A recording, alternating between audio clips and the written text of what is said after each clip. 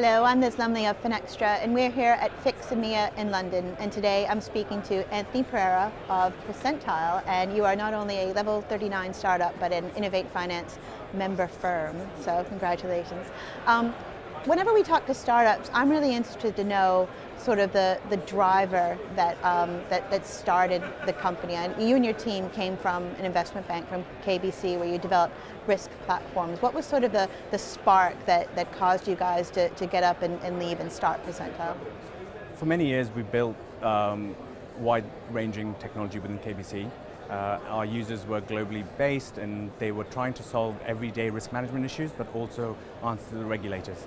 After the financial crisis, KBC was divesting quite a few assets, and a lot of these people sort of moved on to other places. What we constantly heard back from them was everywhere they went, nothing of what they were using compared to what they were used to when they were working with us. And that was half flattery and half kind of incentivizing. We were interested to find out more, and the more we heard about that, the more we wanted to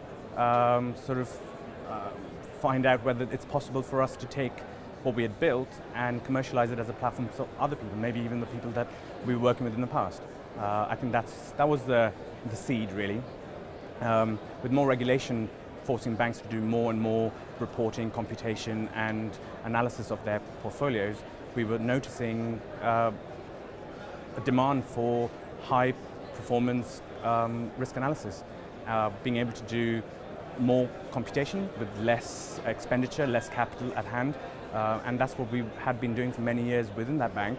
And now we want to show that it's actually possible to do that on much smaller budgets than people have been spending on their risk infrastructure in other places.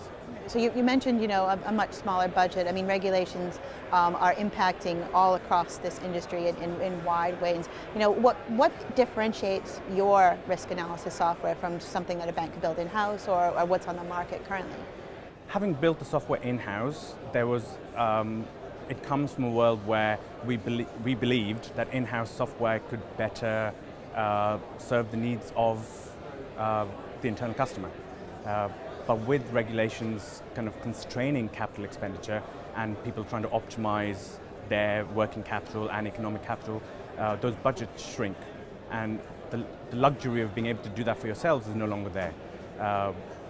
Looking out at the market, you have large vendors providing much of what we can potentially offer, but they tend to be massive ticket items with huge consultancy and large timescales to implement. What we are showing is with the right automation, with the right points and APIs to connect into existing systems, legacy systems, you can integrate much faster if you have sensible technology, if you've done it in the past, if you understand the requirements of the users, as opposed to just implementing the technology that you have. Yeah, I mean, you seem to be in a bit of an advantage as a startup that you have knowledge of what it's like to plug into large enterprise infrastructure that is at banks. Does that put you at an advantage? I think so. I think that's part of our kind of unfair advantage, let's say, because not only have we worked with the users for many years and they have helped us design, in fact they've designed the system and we've implemented it based on their requirements, we understand what it is like to work with many different trading systems from many different vendors, in-house as well as external ones. Their pain points, what fails, what works, in what environments, and having a system that is designed to handle failures of different types across different parts of the year, the kind of activities, whether it's in an upward market or a downward market, the focus of the business changes, and we've had to handle all of that over many years. And the platform that we have has handled and delivered many different solutions and answered challenges right across that spectrum of the business cycle.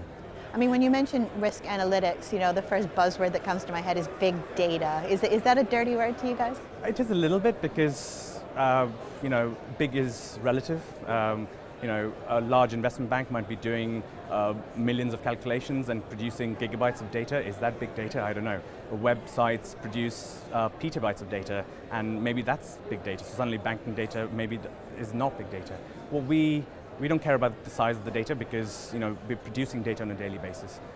It's the power to compute the risk, and so we'd rather be in the big compute space and providing the results based on massive computation right across portfolios and understanding in depth what's happening to the balance sheet and portfolios of a bank.